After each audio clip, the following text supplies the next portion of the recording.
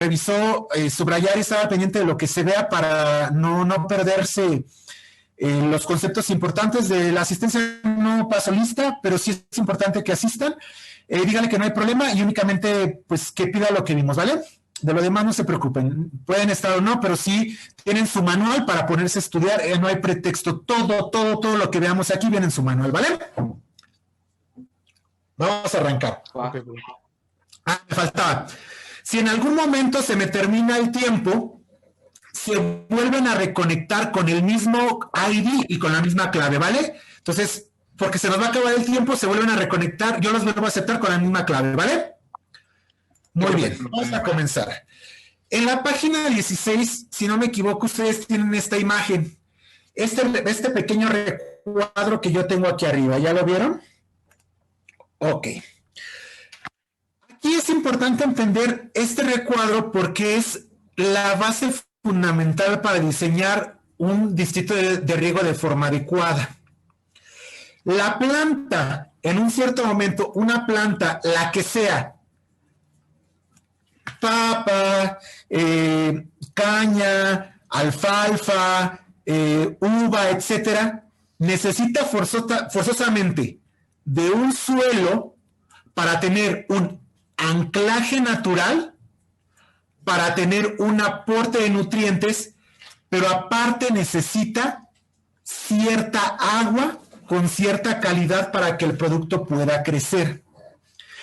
¿Qué sucede si a una plantita, y es una pregunta para quien me quiera ayudar a contestar, qué sucede si a una plantita yo no le agrego agua? ¿Qué pasa con esa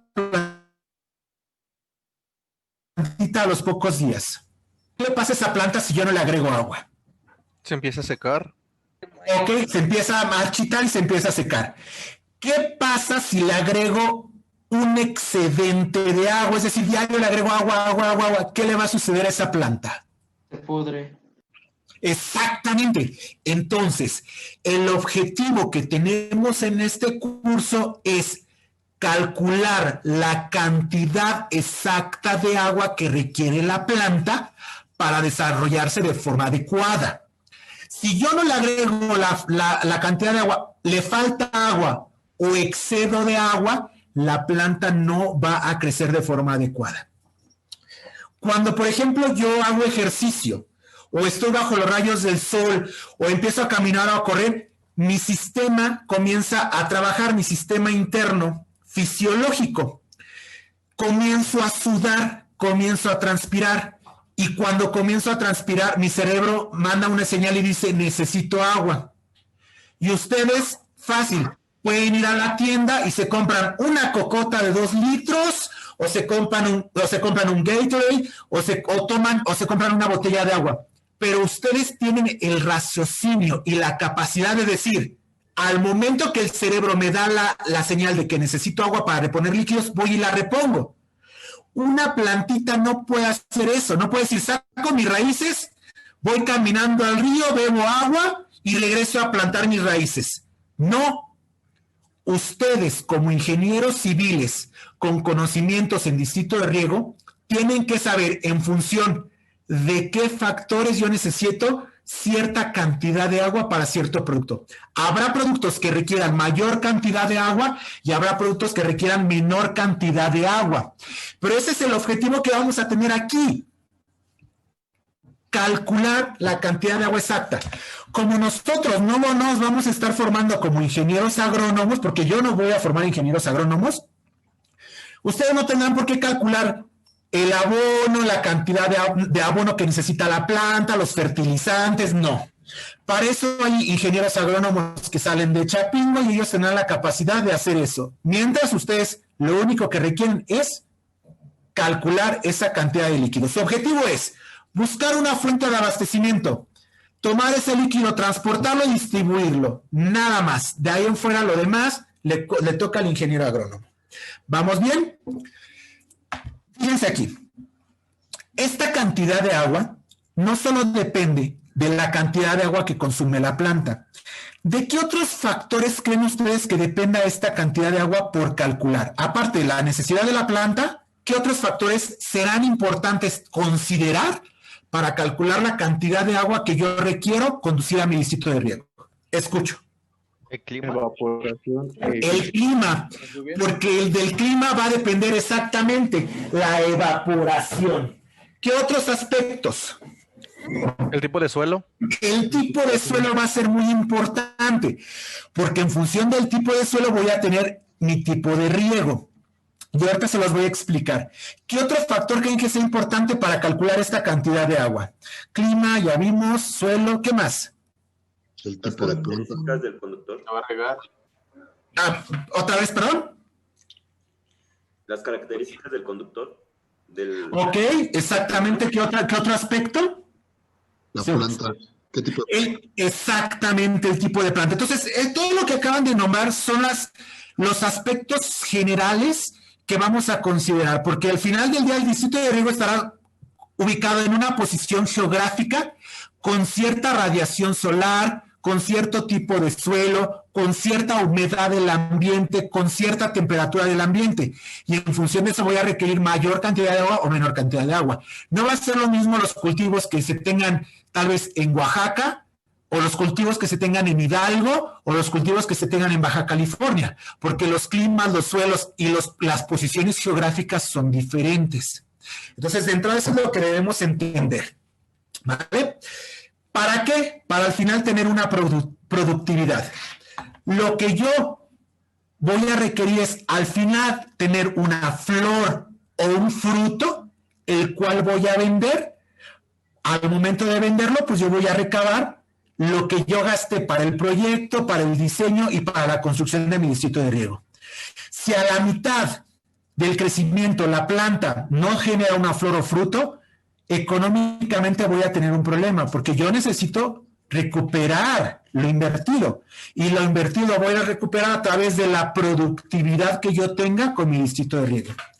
Y esa productividad de nuevo va a depender de los cálculos que yo haga de cantidad de agua, de tipo de suelo, de abonos y fertilizantes. Entonces, eso es lo que yo requiero al final de esa situación, una productividad de toneladas, ya sea de flor, fruto o alguna leguminosa, etcétera. Eso es lo que yo requiero obtener para venderlo y con eso, pues, pagar todos los gastos del diseño y mantenimiento, porque aparte es el mantenimiento del distrito de riego.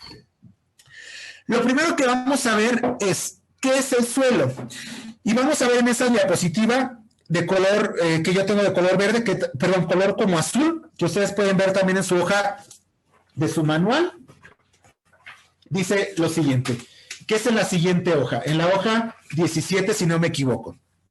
Dice así: el suelo corresponde a la última capa de la superficie de la Tierra y es un sistema poroso formado por infinidad de partículas sólidas de diferentes tamaños y composiciones químicas. El suelo funciona como un, subrayamos, soporte físico o reservorio de agua para las plantas. Es el proveedor de los principales nutrientes,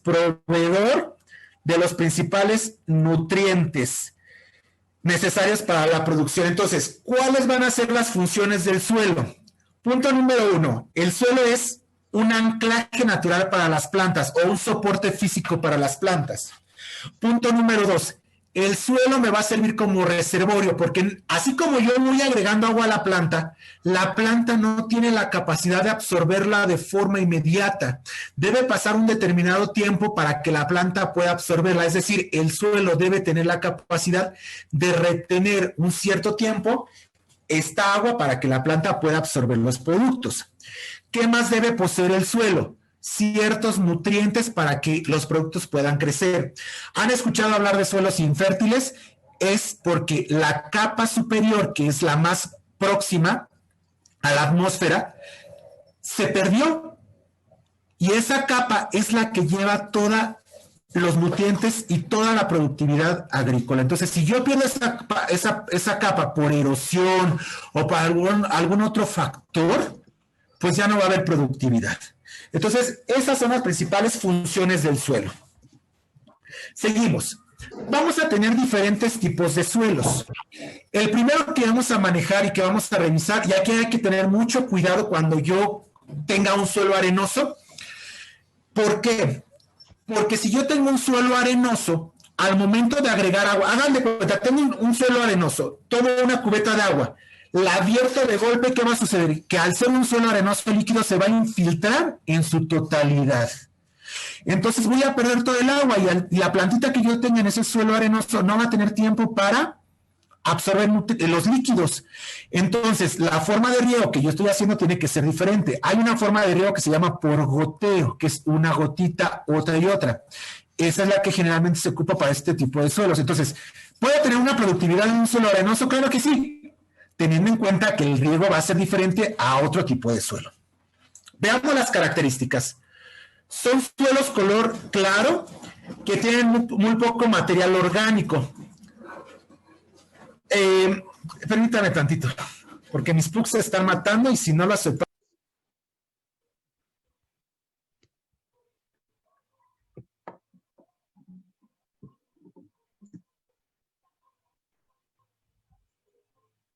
Listo.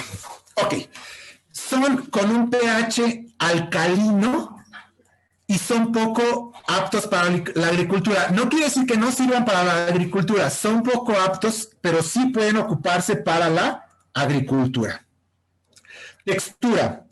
Lo más importante aquí son granos sueltos que no permiten formar terrones o bolas. Esto es bien importante y lo vieron en mecánica de suelos. Si yo tengo un suelo arenoso y a este suelo arenoso le agrego agua e intento hacer una bolita, no se va a poder hacer una bolita porque son arenas. Poca retención de agua por la alta cantidad de material silicio, pero ofrecen por lo mismo excelente drenaje, es decir, sí son excelentes para drenar el líquido, pero aquí debemos poner cuidado. Si yo no tengo una técnica correcta de riego, todo el líquido se va a perder y yo no voy a poder producir nada. ¿Cuáles son las plantas que prefieren estos suelos? Salvia, romero, lavanda, hinojo y muchas otras más. Entonces, estas son las principales características de los suelos arenosos. Y quiero que lo que yo estoy marcando aquí ustedes lo vayan subrayando porque es lo que me interesa que recuerden de estos tipos de suelos. Siguiente suelo que vamos a manejar es el suelo franco. Características generales. Es el suelo que prefieren la mayoría de las plantas, porque reúnen proporciones óptimas de los otros tipos de suelos. Son suelos de alta productividad agrícola, es decir, si en un lugar yo encuentro un suelo franco, cualquier producto, el que yo quiera, va a crecer y desarrollarse de forma adecuada, sin ningún problema. Textura relativamente suelta, propiciada por la poca cantidad de arena que puede llegar a tener. Fertilidad aportada por los limos y compostas, que a su vez lo hacen de un color oscuro. Humedad ligeramente pegajosa, como la arcilla, y crea terrones y tiene un buen drenaje. Es decir, si a este suelo yo le agrego agua, sí va a ser o va a tener la capacidad de formar una pequeña pelotita. Sí se va a tener. ¿Qué plantas van a ser afines a este suelo? Pues la mayoría. Aquí me dicen albahaca, cilantro, eneldo, cebolla, etcétera.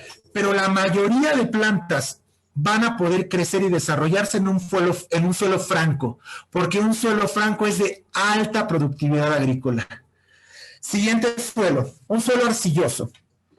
Características generales, compuesto básicamente por arcillas.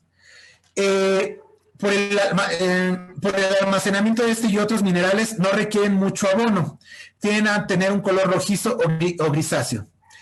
¿Cuál es la principal prueba de campo que yo hago para determinar qué tipo de suelo es? Pues es agregarle agua y tratar de hacer una bolita. Cuando yo tengo arcilla, la principal característica que van a tener es que va a parecer plastilina, o sea, se va a poder manipular. Entonces, siempre que ustedes tengan un suelo arcilloso, primero, al ponerlo en contacto con el agua va a adquirir un color rojo, como ladrillo rojo, que ustedes han visto luego en algunas casas. Otro punto importante, que al momento de yo hacer una bolita, se va a poder hacer y se va a poder manipular como si fuera plastilina. ya que la arcilla le permite o tener esa manejabilidad. Dice, textura de alto contenido del mineral arcilla, una textura pesada, pero de grano pequeño, es decir, en este caso es un grano, el más pequeñito, es muy fino ese grano, lo que le permite que al momento de ponerse en contacto con agua tenga esta forma de manejarse. Si ustedes están sobre un suelo arcilloso, comienza a llover y ustedes caminan, lo que se van a dar cuenta es que en sus zapatos se les va a comenzar a hacer una especie como de bota, porque es como una sustancia pegajosa o chiclosa. Y conforme vayan avanzando, esa bota se le va a hacer más grande, más y más y más y más y más y más. ¿Qué debemos tener cuidado? Que es de mal drenaje. Y al ser del mal drenaje, pues puede retener grandes cantidades de líquido y esto puede hacer que la planta comience a entrar en un proceso de exceso de agua y comienza a ahogarse y se empieza a pudrir la raíz. Entonces debemos tener cuidado con esa situación y aquí también ver que debo ocupar una cierta técnica de riego para evitar que las raíces se pudran porque como son suelos que retienen grandes cantidades de líquido, esto puede hacer que la planta se ahogue. Plantas de equinacia, rosal, etcétera. Son muchas otras plantas que ya veremos. Aquí únicamente nos maneja ciertas plantas, pero hay otras más que también podemos trabajar. Por último, los suelos limosos o uníferos. Características generales. Tienen abundante material orgánico en descomposición y tienen un pH ácido. Son de color oscuro. Son excelentes para el cultivo también. Muy compactos, pero no tanto como la arcilla. Forman grumos debido a la sedimentación, restos vegetales y animales y limo. ¿Cómo puedo yo diferenciarlo? Primero del unífero al anterior, al suelo arcilloso. Que al agregarle agua, el color va a ser un color oscuro, casi tendiendo a ser negro. O sea, ahí ya puedo ver qué es la diferencia entre una arcilla. ¿Por qué? Porque este suelo también se va a poder manejar. O sea, si yo le agrego agua, puedo hacer una bolita, puedo hacer alguna figurita, pero ojo, que este suelo en un cierto momento, cuando está perdiendo humedad, va a quedar como el mazapán. Si yo lo toco, se va a comenzar a quebrar, lo que no sucede con la arcilla. Entonces, esas serían unas cuantas diferencias. Y en mecánica de suelos, ustedes diferenciaron muchísimas o enlistaron muchísimas otras más pruebas de campo para poder diferenciar un suelo de otro. Seguimos, humedad. Tienden a retener bastante agua, incluso pueden haber un exceso de agua en el suelo y también debemos tener cuidado porque al retener agua también puede ser que la raíz pueda pudrirse. Entonces también debemos tener mucho cuidado al manejar tanto las arcillas como los suelos limosos, porque estos también retienen agua, ¿vale? Aquí se me olvidó. Tenemos que subrayar aquí que es material, tienen gran cantidad de material orgánico, es un pH ácido, también son excelentes para los cultivos, forman grumos y sedimentos gracias a los restos vegetales y animales. Retienen bastante líquido, pueden hacerse ciertas bolitas, pero tienden a quebrarse. Recuerden que al trabajar yo con una arcilla y hacer la bolita se puede manipular y no le pasa nada. La arcilla lo puede hacer, la bolita sigue y se puede manipular como si fuera plastilina. La arcilla al momento de manipular se puede hacer una bolita, pero si yo le aplico una presión, esta se va a hacer como si fuera mazapán. Entonces no se puede manipular tanto como la arcilla. Hay algunos productos que crecen en esta: arroz, lechuga, orégano, entre muchos otros más. Entonces, estos son los suelos que nosotros vamos a manejar en esta asignatura y que es importante porque al decidir el tipo de riego que yo voy a tener, esa decisión va a quedar en función del tipo de suelo. ¿Alguna duda con estos 4 tipos de suelos, jóvenes? No. No, profe. Les comento que esta primera parte sí es un poquito aburrida, pero ni modo, lo tenemos que ver, pero es importante para entender ya el proyecto del segundo y tercer parcial. Veamos esta otra figurita. Ubiquen en su manual esta figurita. La que están viendo. ¿Ya lo ubicaron? Ok. En su figurita no les coloqué cuál era, qué tipo de suelo, pero ustedes lo pueden identificar viendo el tamaño del grano. El primer suelo es un suelo arenoso, vean el tamaño del grano. El segundo es un suelo franco y el tercero es un suelo arcilloso. El lunífero está entre el suelo franco y el suelo arcilloso, pero los más importantes son estos tres. Si ustedes se dan cuenta, si yo tengo un suelo arenoso, y a este suelo arenoso le vierto una cantidad de agua de golpe, pues este se va a infiltrar, porque hay bastantes poros entre cada partícula de suelo. Por eso dice que son de excelente drenaje, pero ¿qué va a suceder? Que si yo tengo una raíz aquí y agrego el agua de golpe, la raíz no va a tener el tiempo para absorber el agua y puedes llegar a secarse. Entonces debo ocupar otra técnica para no agregar el agua en su totalidad y que la planta tenga capacidad de poder absorber este líquido. El siguiente quedamos que es el suelo franco, el suelo que la mayoría de los cultivos prefieren, porque este suelo va a permitir almacenar y que parte de agua también se desplace entre los poros. Y al almacenar, me va a permitir que la planta pueda absorber líquidos. ¿Qué pasa con arcilla? Si yo tengo un suelo arcilloso y agrego de golpe agua, la arcilla, al ponerse en contacto con el agua, se va a expandir y va a generar una capa impermeable en la superficie. Pues imagínense que mi raíz esté a esta altura, pues el agua ni le va a llegar. Sí hay agua, pero el agua está en la superficie. ¿Por qué?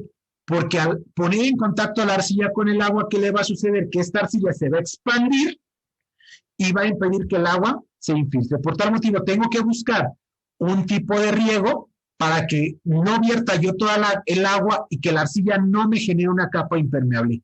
Esto lo vamos a ver más adelante, pero quiero que vean que el suelo sí tiene un factor importante para decidir el tipo de riego que yo voy a tener, que esa es la parte del tercer parcial. Seguimos. Quiero que ubiquen ahora en su manual esta figurita. Ubiquen esta figurita. Fíjense bien. En un suelo van a existir tres fases. ¿Alguien me puede decir cuáles son las tres fases que hay en un suelo?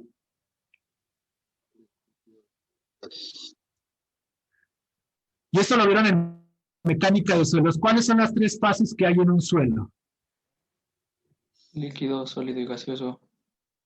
Líquido, sólido y gaseoso. Exactamente. En un suelo, para que éste esté en un equilibrio y sea altamente productivo, debe haber una cantidad de sólidos, una cantidad de líquidos y una cantidad de gases para que el suelo sea productivo.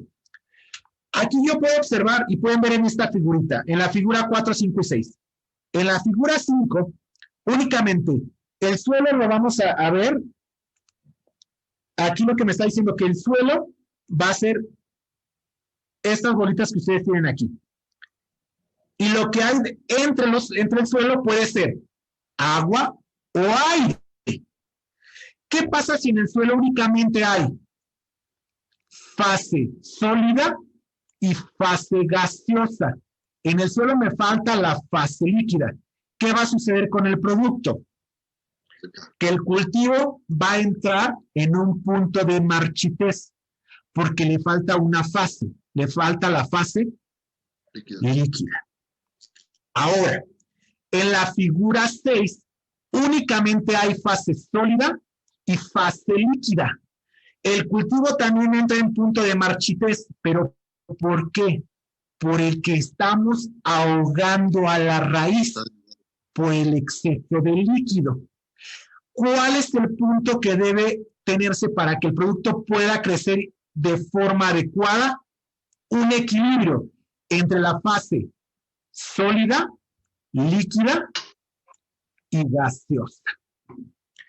Este equilibrio tiene un nombre específico y se le llama capacidad de campo.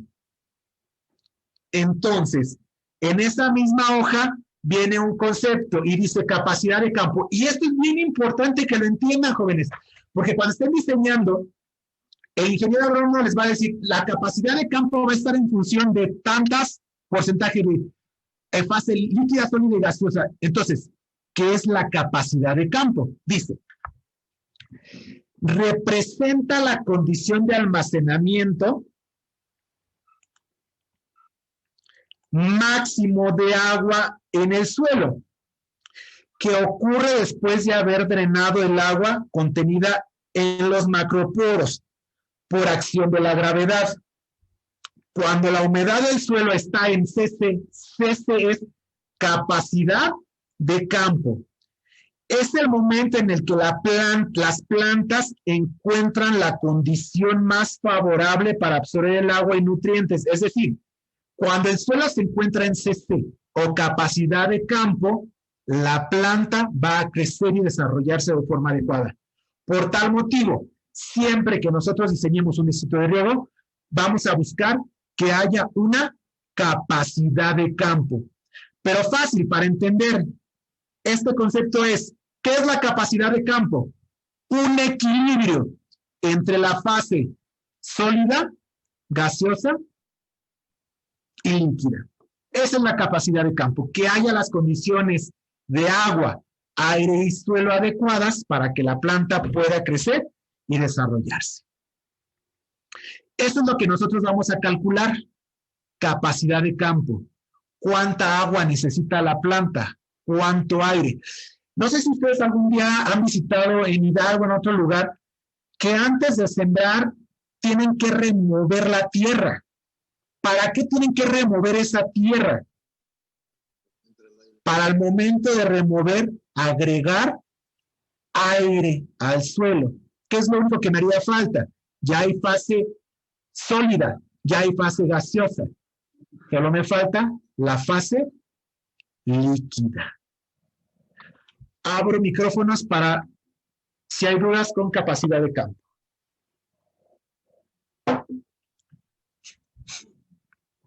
Okay. Y es un concepto que vamos a manejar más adelante. Vamos a calcular la capacidad de campo y lo vamos a hacer a través de unas tablas en Excel. No vamos a hacer nada a mano, todo va a ser a través de Excel, H-Canales y otros programas para el diseño de nuestros canales, ¿vale? Me dicen si hay alguna duda, si no seguimos, avanzamos con lo demás. No hay dudas. ¿No? ¿Seguimos? Ok, muy bien. Sí. Avanzamos. Nos vamos a la siguiente hoja. En la siguiente hoja, en la parte superior, dice 1.7 relación agua-planta-suelo, porque es lo que tenemos que ver. Dice,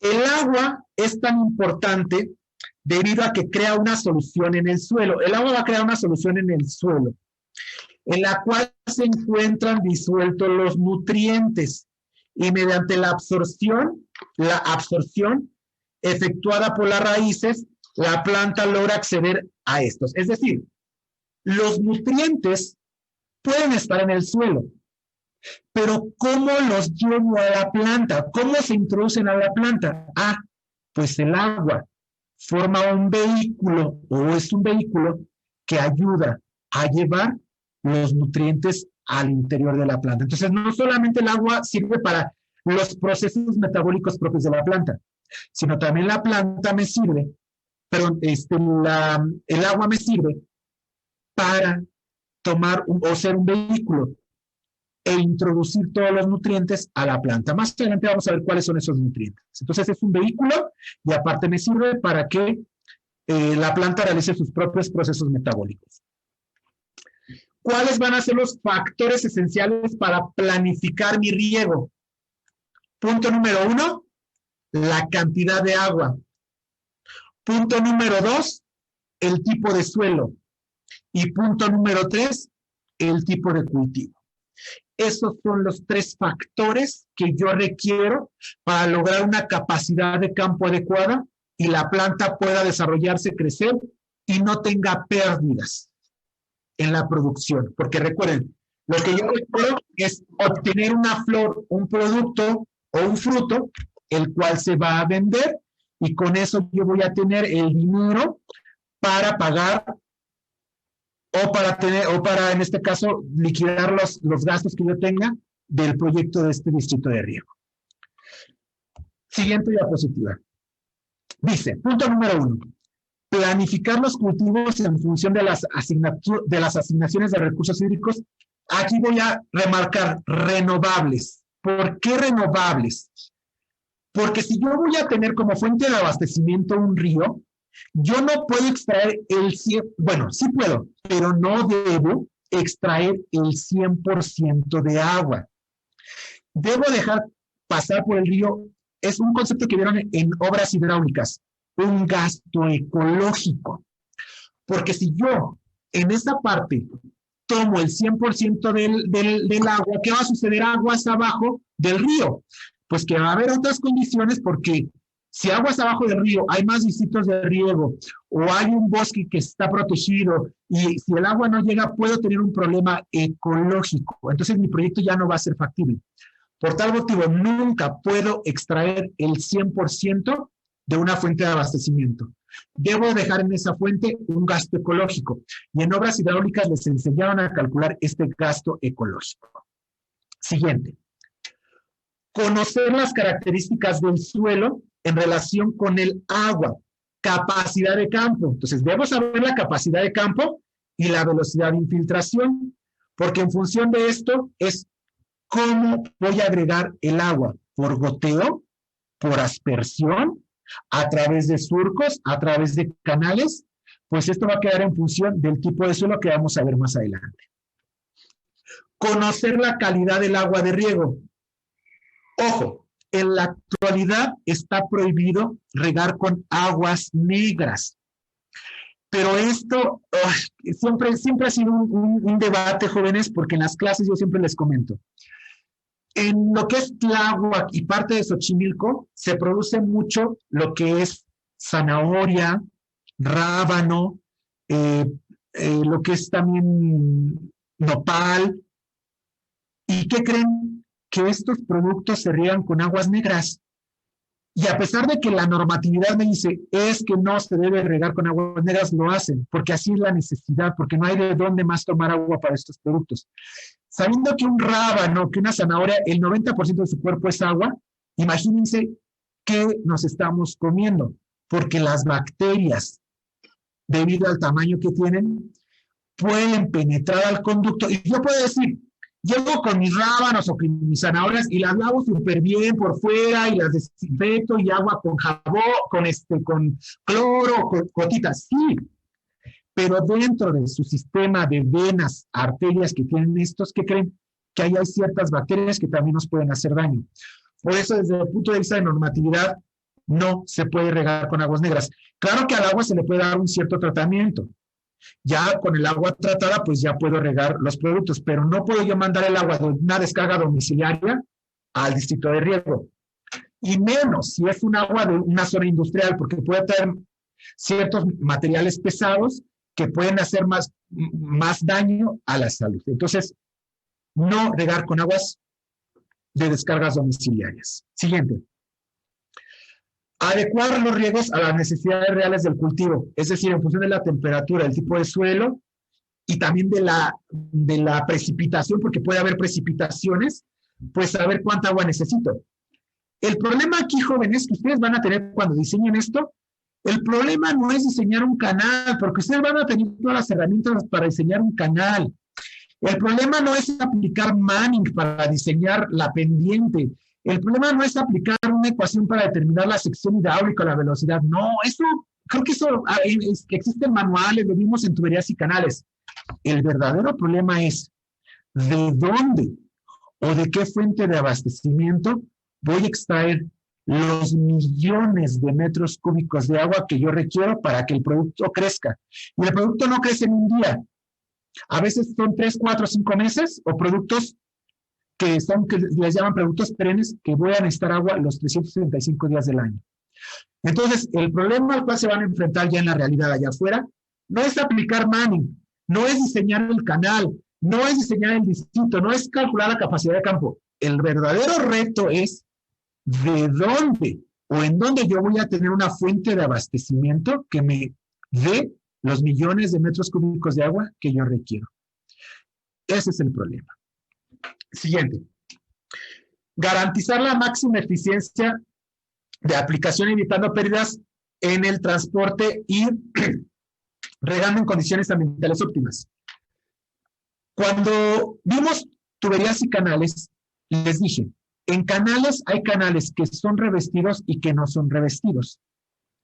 ¿Por qué? Porque si yo tengo un canal que no está revestido, voy a tener grandes pérdidas por infiltración. Y al perder agua estoy perdiendo dinero. Es ahí en donde, o es la parte en la que se justifica revestir un canal. Porque imagínense que parte de mi canal pase por un terreno que sea un suelo arenoso. Forzosamente en suelos arenosos tenemos que colocar un revestimiento. Si es un suelo arcilloso no hay tanto problema, porque recuerden, al estar en contacto la arcilla con el agua se crea una capa impermeable. Y sí hay infiltración, pero es mínima. Aquí, en suelos arenosos, sí es forzosamente